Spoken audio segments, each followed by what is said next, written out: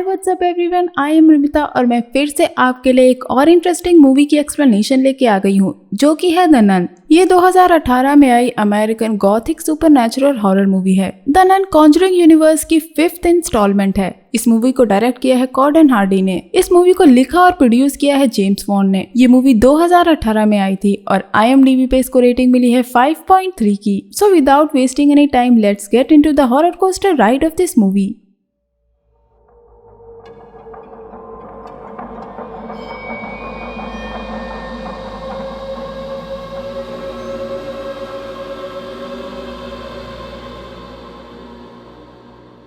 कहानी 1952 Saint carta की AB से शुरू होती है जो कि रोमानिया में है, जहाँ एक एबी में हमें क्रॉसेस लटके दिखते हैं ताकि वहाँ कोई शैतानी ताकत बस न जाए। वहीं हम 2 नन्स को देखते हैं जो कि एक रूम की तरफ बढ़ रही थी। उनमें से एक नन का नाम था सिस्टर विक्टोरिया। अब ये दोनों नन एक दरवाजे तक जाती हैं जिसपे लैटिन भाषा में लिखा हुआ था फेनेटिक दियो, जिसका मतलब था भगवान का साथ यहीं तक। उनमें से एक नन दरवाजे के अंदर चली जाती है जिसके हाथ में एक चाबी थी। जाने से पहले वो दूसरी नन कहती है कि भगवान पे भरोसा रखो और ये कह के वो अंदर चली जाती है और सिस्टर विक्टोरिया प्रार्थना पढ़ने लगती है। कुछ देर बाद अंदर गई नन बाहर आती है जो खून में सनी थी। उस पे किसी ने हमला किया था और वो सिस्टर विक्टोरिया से कहती है कि उसके हाथ मत आना, उसे एक शरीर की तलाश है। तभी उस नन को कोई शैतानी ताकत अंदर खींच ले जाती है। ये देख के सिस्टर विक्टोरिया डर जाती है और वो वहाँ पड़ी चाबी को उठाकर भाग जाती है। वो ईश्वर से माफी मांगती है क्योंकि चर्च में सुसाइड करना एक पाप माना जाता है और माफी मांगने के बाद वो खुदकुशी कर लेती है।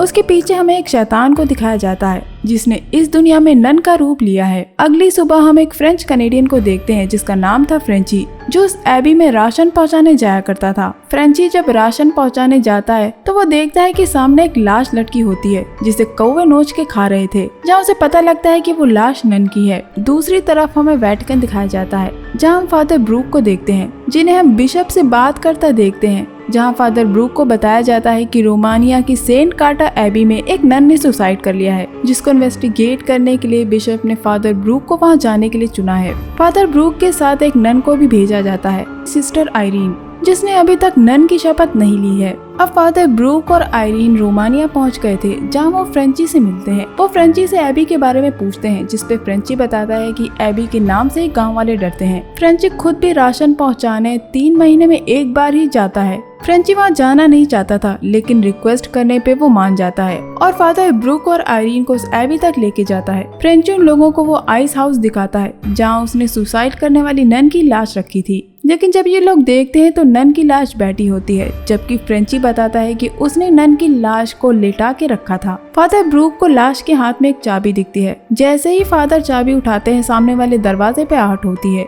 ये वही दरवाजा था जिस दरवाजे से नन फ्रेंची से राशन लिया करती थी ताकि वो एबी में ही रह सके। फादर उस नन की लाश को सम्मान के साथ दफना देते हैं। तभी पास की ग्रेव पे लगी घंटी बजने लगती है जिसको देख के आयरीन शॉक हो जाती है। तभी फादर बताते हैं कि ये पहली महामारी के दौरान ग्रेव पे इस बेल को इसीलिए लटकाया जाता था कि अगर कोई मरा नहीं है पर उसे दफना दिया गया है तो वो ये घंटी बजा के बता सके। अब फादर ब्रूक और आयरीन एबी के मेन गेट पे जाते हैं। तभी फादर ब्रूक को एक नन दिखती है। जब ये लोग एबी के अंदर जा रहे होते हैं तब उन्हें सीढ़ियों पे पड़ा खून दिखता है जो अभी भी ताज़ा था, जबकि वो नन यानी कि सिस्टर विक्टोरिया 2 हफ्ते पहले मर चुकी थी। अब ये लोग अंदर पहुंच जाते हैं जहाँ इनकी मुलाकात एक नन से होती है जिसका चेहरा ढका हुआ था। वो फादर ब्रूक और आयरीन को वहाँ से चले जाने के लिए कहती है, लेकिन फादर कहते हैं कि अगर वो लोग अभी यहाँ से चले गए तो वेटिकन और लोगों को इन्वेस्टिगेट करने के लिए भेजेगा, क्योंकि अब शाम हो गई थी और नन्स की प्रेयर का समय था और इस समय एबी के दरवाजे बंद हो जाते हैं। इसीलिए वो नन फादर से कहती है कि वो एबी की पास वाली जगह पे रुके और कल सुबह आए। फादर ब्रूक फ्रेंची को वहाँ से ये कह के भेज देते हैं कि फ्रेंची कुछ दिनों बाद वापस आए, तब तक वो लोग इन्वेस्टिगेट कर चुके होंगे। फ्रेंची जब वापस लौट रहा होता है तो उसे एक नन की आत्मा की झलक दिखाई देती है और तभी एकदम से एक डरावनी नन उस पे हमला कर देती है। फ्रेंची किसी तरह अपनी जान बचा के वहाँ से भाग जाता है। इधर हमें फादर और आयरीन को दिखाया जाता है जो रात का खाना खा रहे थे। तब आयरीन फादर को बताती है कि उसे बचपन से ही अजीब विजन्स आते हैं, पर हर विजन के एंड में उसे यही ख्याल आता है कि मदर मैरी उसको रास्ता दिखाएंगी। तब आयरीन की मदद बिशप वॉन ने की थी। यह फादर ब्रूक भी अपने साथ 20 साल पहले फ्रांस में घटी एक घटना के बारे में बताते हैं कि वो डैनियल नाम के एक छोटे बच्चे का एक्सॉर्सिज्म कर रहे थे जिसमें डैनियल घायल हो गया था। और कुछ दिनों बाद उसकी मौत हो गई। इस बात ने फादर को अंदर तक तोड़ दिया था। उन्हें लगने लगा था कि डैनियल की मौत के जिम्मेदार वही हैं। रात को ट्रांजिस्टर बज रहा होता है जिसकी आवाज सुन के फादर उठ जाते हैं। तभी उन्हें वहाँ एक छोटे बच्चे की आत्मा नजर आती है जो उन्हें एबी के पीछे वाले ग्रेवयार्ड तक ले जाती है। यहाँ फादर को पता चलता है कि वो आत्मा डैनियल की थी जो शैतानी हो चुकी है। तभी डैनियल के मुंह से एक सांप निकलता है जो फादर पे अटैक करता है, जिसकी वजह से फादर वहीं रखे हुए एक खाली कॉफिन में गिर जाते हैं और वो कॉफिन बंद हो जाता है, जिससे फादर वहीं जिंदा दफन हो जाते हैं। वो अपने मदद के लिए वहाँ लगी घंटी बजाते हैं। हवा के झोंके की वजह से आयरीन की नींद खुल जाती है। उसे वहाँ कुछ प्रेयर्स की आवाजें सुनाई दे रही थी। वो जब देखने के लिए जाती है तो उसका पीछा एक डीमन नन का साया कर रहा था। आयरीन उस आवाज का पीछा करते हुए चैपल तक पहुँच जाती है जहाँ उसे बहुत सारी नन्स प्रेयर करती हुई दिखती हैं। आयरीन जब शीशे में देखती है तो उसे वही डीमन नन शीशे में अपने पीछे खड़ी दिखती है जो उस पे हमला कर देती है और शीशा टूट जाता है। आयरीन वहाँ से भागते हुए बाहर के ग्रेवयार्ड तक पहुँचती है जहाँ उसे बेल बजने और फादर के चिल्लाने की आवाज सुनाई देती है। तभी वहाँ के ग्रेव्स की सारी घंटियाँ बजने लगती हैं। सिस्टर आयरीन को अपने विजन से पता लगता है कि फादर ब्रूक किस कब्र में दफन है। फादर को कब्र से बाहर निकालने के लिए आयरीन खोदना शुरू करती है। इससे पहले कि वो फादर को बाहर निकाल पाती, कब्र के अंदर फादर पे एक डीमन अटैक कर देता है, लेकिन वो डीमन फादर को घायल कर पाता उससे पहले सिस्टर आयरीन फादर को बाहर निकाल लेती हैं। फादर ब्रूक को उस कब्र में कुछ किताबें मिली थी जो वो अपने साथ ले गए थे। अगले दिन वो दोनों एबी में जाते हैं और वहाँ की मदर सुपीरियर को आवाज लगाते हैं, लेकिन कोई जवाब नहीं आता और हम दरवाजे को अपने आप खुलता देखते हैं। फादर ब्रूक आयरीन को उस एबी के अंदर जाने को कहते हैं और उसे वही चाबी देते हैं जो फादर को उस नन की लाश के हाथों में मिली थी, और फादर आयरीन को उस चाबी के बारे में पता लगाने को कहते हैं।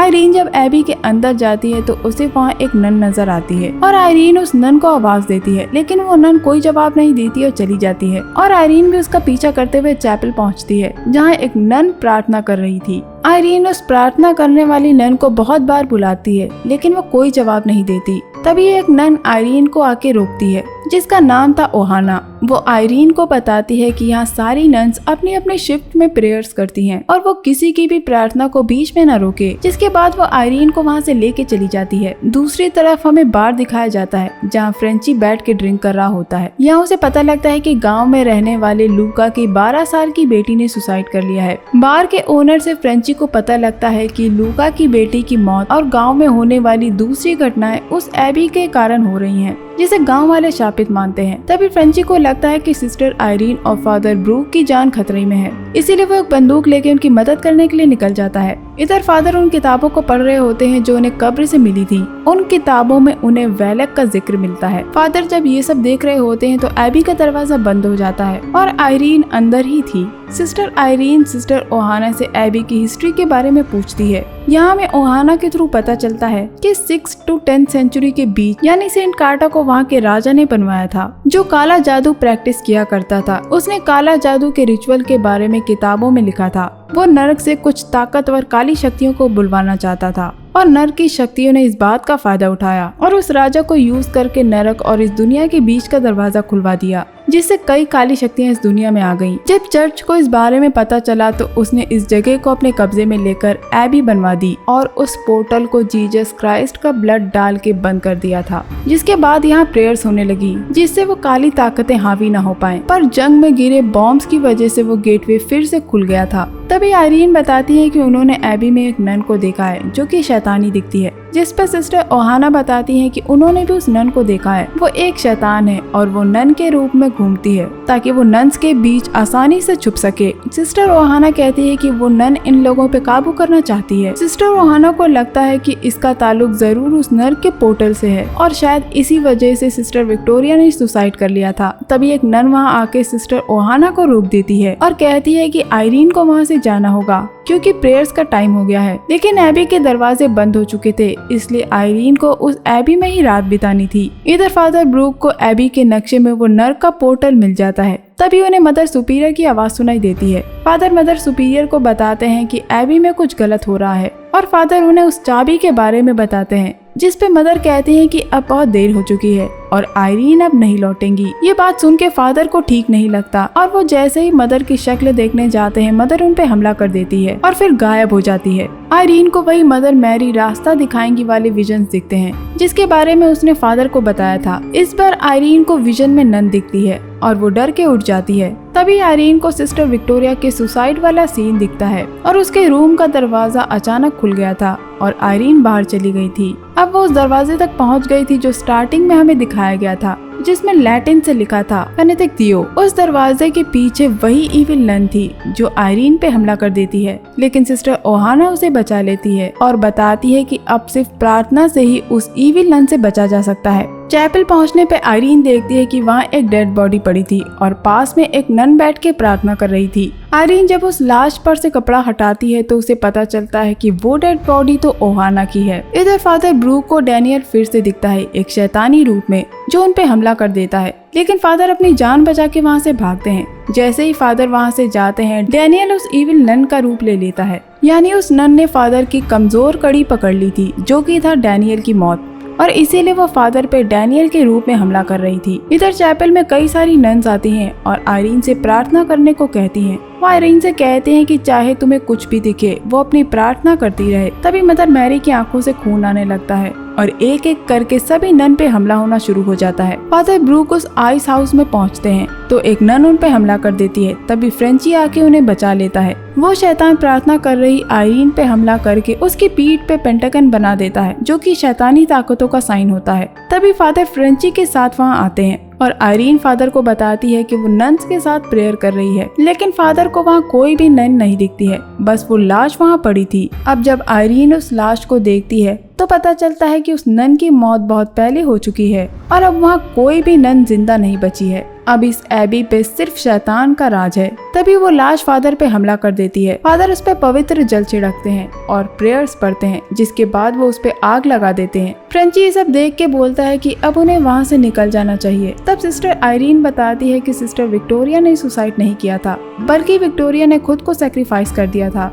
ताकि वो इविल विक्टोरिया की सोल को ना ले सके। इविल को उस दुनिया में आने के लिए एक बॉडी की तलाश थी, लेकिन सिस्टर विक्टोरिया अपनी बॉडी उस नन को नहीं लेने देना चाहती थी। सिस्टर आयरीन कहती है कि उस पोर्टल को बंद करना होगा और उसे बंद करने के लिए उन्हें क्राइस्ट के ब्लड की निशानी ढूंढनी होगी। आयरीन कहती है कि मदर मैरी का स्टैचू तहखाने में है, शायद वो निशानी वहीं होगी। आयरीन ने अभी तक अपनी शपथ नहीं ली थी, इसलिए फादर उसे नन की शपथ दिलवाते हैं, क्योंकि आयरीन को लगता है कि उसके आने वाले विजन गॉड का एक गिफ्ट है। अब ये तीनों तहखाने में जाते हैं जहाँ मदर मैरी की मूर्ति थी। उनका एक हाथ एक दरवाजे की तरफ इशारा कर रहा था, जिसपे फादर आयरीन से कहते हैं कि ये वही आपका विजन है कि मदर मैरी रास्ता दिखाएंगी, और आयरीन उस चाबी से वो दरवाजा खोल देती है। वहाँ उन्हें जीसस की वही पवित्र निशानी मिलती है जिसमें उनका ब्लड था। फादर वो निशानी आयरीन को पहना देते हैं। अब ये लोग उसी फेनेटिक दियो वाले दरवाजे के अंदर चले जाते हैं और उस पोर्टल को ढूंढने लगते हैं। जब हम आयरीन के पीछे एक नन को चलता देखते हैं और आयरीन जैसे ही मुड़ के देखती है, उस पे एक दूसरी नन हमला कर देती है जिसका चेहरा गायब था। आयरीन अपने आप को किसी तरह छुड़वाती है और वो भागते हुए एक दरवाजे के अंदर पहुंच जाती है जहाँ एक एक करके कैंडल्स जलती हैं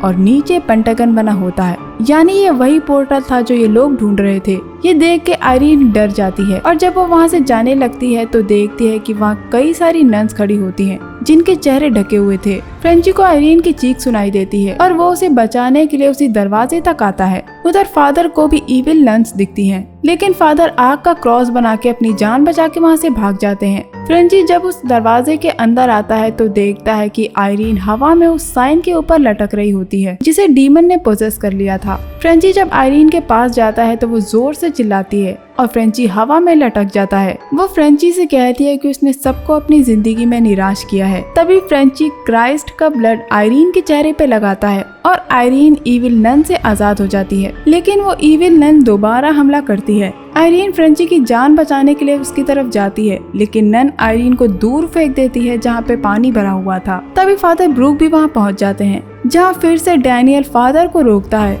उसके मुंह से एक सांप निकलता है जो फादर का गला घोटने की कोशिश करता है, लेकिन फादर उस सांप को फेंक देते हैं। सिस्टर आयरीन देखती है कि उसके गले से क्राइस्ट की निशानी पानी में गिर गई है। तभी हम पानी से नन को बाहर आता देखते हैं जो आयरीन पे हमला करती है और उसको मारने की कोशिश करती है। फादर आयरीन को बचाने की कोशिश करते हैं, लेकिन वो नन उन्हें रोक देती है। आयरीन को क्राइस्ट के ब्लड वाली निशानी पानी में मिल जाती है। आयरीन की सांस टूटने लगी थी, जिसके बाद आयरीन का हाथ पानी से बाहर आता है तो नन उस निशानी को ले लेती है और आयरीन को ऊपर उठा देती है। जब नन उस निशानी को देखती है तो वो खाली थी। आयरीन ने क्राइस्ट के ब्लड को मुंह में भर लिया था, जिसको वो नन पे फेंकती है और कुछ ब्लड की बूंदे पानी में गिर जाती हैं, जिससे वो पवित्र हो जाता है। नन ने आयरीन को छोड़ दिया था। हम देखते हैं कि पोर्टल खुल जाता है और अब नन उस एबी को छोड़ के उस पोर्टल में बंद हो जाती है और वापस नर्क में चली जाती है। फादर ब्रूक और आयरीन का काम पूरा हो चुका था। फादर और आयरीन वहाँ से वापस जा रहे होते हैं। तब आयरीन वहाँ लास्ट बार प्रेयर करती है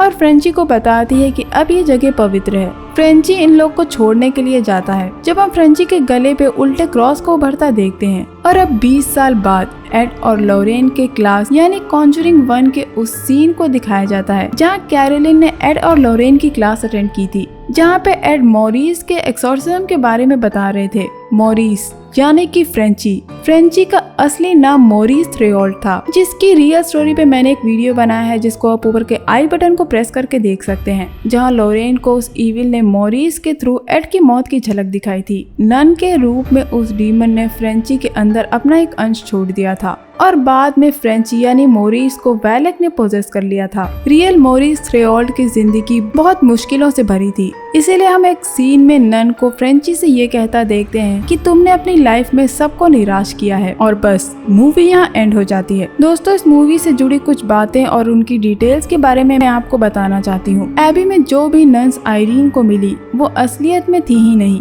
वहाँ की सारी नन्स पहले ही मर चुकी थी। आखिरी नन विक्टोरिया ही थी जिन्होंने खुद सुसाइड कर लिया था। इसीलिए जब आयरीन पे एक नन ने हमला किया था तो उसका चेहरा गायब था। ये सब वैलेक ने किया था। वैलेक ने ही फादर ब्रूक और आयरीन को झूठे विजन्स दिखाए ताकि उन्हें एबी की असलियत का पता न चल सके। नन को एक बॉडी की तलाश थी ताकि वो एबी से निकल के बाहर की दुनिया में आ सके। मूवी देखने से हमें लगता है कि नन ने अपना टारगेट सिस्टर आयरीन को चुना था, लेकिन जब एंड सीन में नन के मुंह से एक सांप निकलता है जो कि फ्रेंची पे अटैक करता है, उस वक्त उस डीमन ने फ्रेंची के अंदर अपना कुछ अंश छोड़ दिया था। वो आयरीन की बॉडी को पाना चाहती थी, लेकिन जब उसने देखा कि वो आयरीन की बॉडी को नहीं पा सकी तो उसने उस एबी से बाहर निकलने का जरिया फ्रेंची में देखा और उसको पोजेस कर लिया। इस मूवी में हमें वैलेक डीमन को नन के रूप में इसीलिए दिखाया गया है क्योंकि नन को ईश्वर के करीब माना जाता है, और एक चर्च के लिए इससे डरावनी बात और क्या होगी कि ईश्वर का करीबी एक शैतानी रूप ले ले। दोस्तों, मैंने टाइप्स ऑफ डीमंस पे भी वीडियो बनाए हैं जिसमें मैंने डीमन वैलेक के बारे में भी बताया है, जिसको ऊपर के आई बटन को आप प्रेस करके देख सकते हैं। दोस्तों, आपको वो सीन याद होगा जब फादर उन बुक्स को देख रहे थे जो उन्हें कब्र से मिली थी। उन बुक्स के पेज पे एक इन्फिनिटी का साइन बना है जिसको सांप के जरिए दिखाया गया है। या इन्फिनिटी का मतलब ये है कि वैलेक डीमन को मारा नहीं जा सकता, और सांप वैलेक डीमन का साइन माना जाता है, जिसको आप मूवी में कई जगह देखेंगे। बुक्स के पेजों पे डैनियल के मुंह से निकलते हुए, नन के मुंह से निकलते हुए, और खुद इस मूवी के एंड में भी सांप की ड्राइंग्स को दिखाया गया है। अगर आप इस ड्राइंग को ध्यान से देखें तो आपको दिखेगा कि सांप खुद को ही खा रहा है और इन्फिनिटी का साइन बन रहा है, यानी कि ये डीमन मर नहीं सकता और इसको हमेशा एक खाली वेसल की तलाश होती है ताकि वो वापस आ सके। ये बार बार किसी को पोजेस करता है या किसी की बॉडी की तलाश में रहता है, जिससे ये इस दुनिया में वापस अपीयर होता रहता है और इससे कभी ना खत्म होने वाला चक्र बनता है। जब फादर ब्रूक ने सिस्टर विक्टोरिया की लाश को दफनाया तब पास की ग्रेव की एक घंटी बजी थी।